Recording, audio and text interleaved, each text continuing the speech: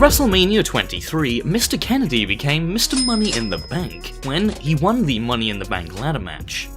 Mr. Kennedy was given the go-ahead by WWE officials to take the title off The Undertaker by cashing in his Money in the Bank contract, as The Undertaker was injured in real life and needed surgery. However, before this could go ahead, Mr. Kennedy unfortunately suffered a real-life injury during a house show. It was revealed that he had torn his bicep and was told that he would be out for at least 7 to 8 months. This meant that he had to lose his Money in the Bank opportunity, and he did, against Edge. The Rated R superstar was given the go-ahead to do what Mr. Kennedy was supposed to do, and won the title off The Undertaker. But, just as this happened, Mr. Kennedy found out that he had not torn his bicep, and it was just in fact a massive hematoma. He returned a month later, but what an opportunity he missed of becoming the World Heavyweight Champion, an accolade he has never achieved during his time in the WWE.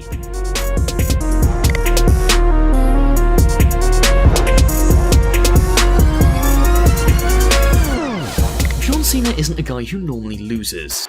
You line him up, I will knock every one of them down. So it was pretty shocking to find out that he was unsuccessful in his attempt to cash in his Money in the Bank contract when he won it back in 2012. Or was he? Well, as it's John Cena, he did win, in fact, but it was by disqualification. It's a bit of a weird one because although he did cash in his Money in the Bank contract against CM Punk, he did not win the WWE Championship off CM Punk due to the Big Show interfering in the match, so he was unsuccessful in that regard. This made Cena the first Money in the Bank winner to fail to win a title, which is essentially the point of winning the Money in the Bank contract, to win a title.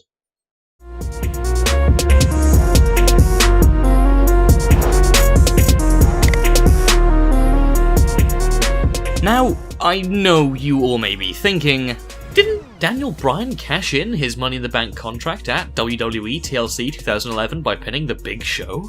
In those exact words, you were thinking those exact words. Well, that's actually true. However, this was not his first attempt. In an episode of SmackDown, Mark Henry, who was the World Heavyweight Champion at the time, was involved in a segment with The Big Show, which ended up with The Big Show delivering his knockout punch to Mark Henry.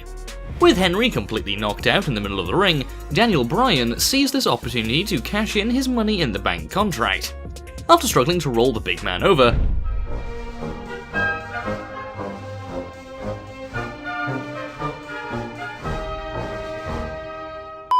Bryan eventually pinned Henry in a 3 count, which saw him win the World Heavyweight Championship. But this celebration was cut short when SmackDown GM at the time, Teddy Long, came down to the ring to overturn this decision based on the grounds of Henry not being medically cleared to compete. This news basically gave commentator Michael Cole an orgasm. Now, let's listen to the same clip again, but this time with your eyes closed. I told you. This isn't WrestleMania. This isn't WrestleMania. Bryan can cash it in at any time. Stop this. Come on, Mark. What's happening? Wait me down. Wait me down. New champion.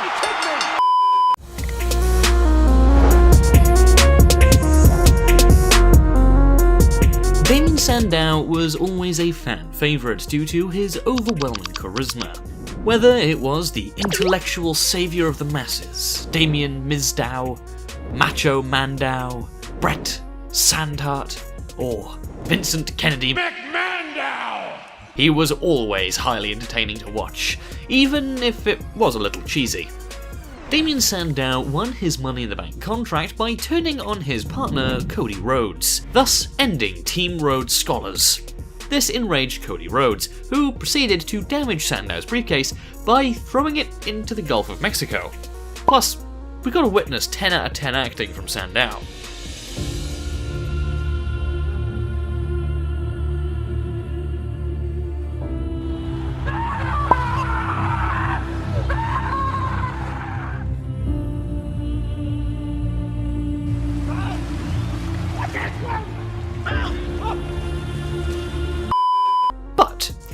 This only caused Sandow to create his own custom Money in the Bank briefcase, which he used to cash in to none other than John Cena.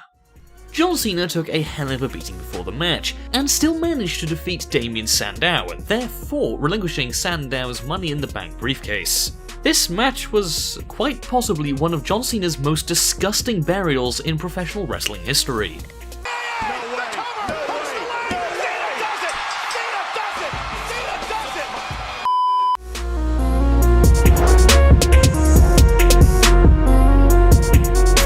In the episode of SmackDown just before SummerSlam, we saw what was potentially the biggest screw-up in Baron Corbin's career. I literally felt so bad for him when he failed to cash in his Money in the Bank contract. WWE Creative screwed him up big time. And John Cena, don't forget John Cena. I mean, he has been involved in 3 of the 5 failed Money in the Bank cash-ins, so that does say something, right? But it is actually rumoured that the decision for Baron Corbin to lose his Money in the Bank contract may have come from his Twitter account activities. It's no secret that Baron Corbin can be a bit of a dick on Twitter, to which I say he is just being a very good heel, to be honest. But it's safe to say Corbin messed up in the WWE's eyes when he tweeted at respected journalist Dave Meltzer in a disagreement he had, and in another incident called WWE fan Mike Gilbert, who serves in the military, a loser. His Twitter activity caused him to receive a lot of heat backstage, which likely resulted in the finish where Jinder Mahal used a roll-up pin to defeat Baron Corbin after John Cena distracted him, thus causing him to lose his Money in the Bank contract.